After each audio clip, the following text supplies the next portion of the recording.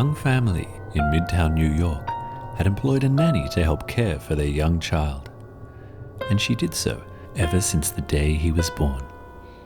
The nanny would pamper him and love him as if he was her own. He was a strange boy, and over the years a fierce, mean streak began to develop in him. He often played pranks on the nanny. Once he put a dead rat in her bed. Another time he set fire to her favorite dress. He would even taint her food with ink or bleach.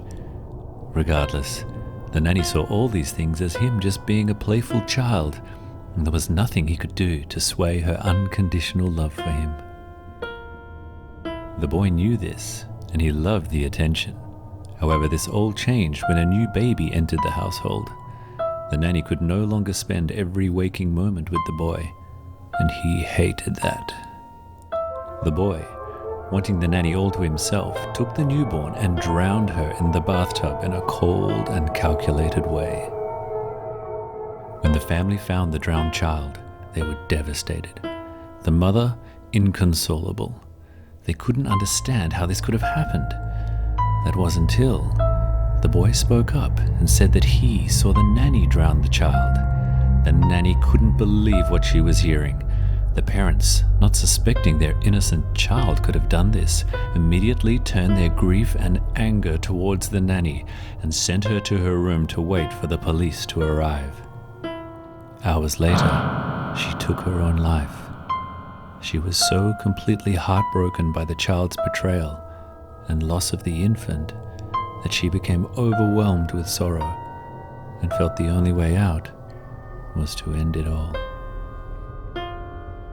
Decades later, the young boy had grown into a successful businessman who ran his companies with a strict policy of bullying and intimidation. He was disliked and feared by all who knew him, and he couldn't care less. He had married to a wife he rarely showed affection to, and they had recently had a child together. Interestingly, he loved the child with all his heart. On a Friday night, a few weeks later, the police were called out to the man's residence to investigate a call they had received about someone screaming and being beaten. The man looked at them as if they were idiots and told them to get off his property before he reported them to the commissioner for harassment. It was then that the wife appeared at the door, her face clearly beaten and bruised. The man was shocked by this, but even more so when his wife asked the policeman to, "Please, save the baby." The police went straight inside to check on the infant. What they saw was too horrific for words.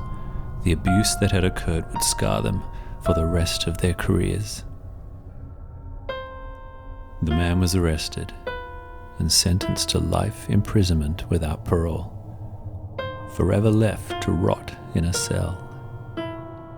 He wouldn't last long though, for what happens to his kind in prison is indescribable. Not surprisingly, no one cared about what happened to the man, and least of all, his wife.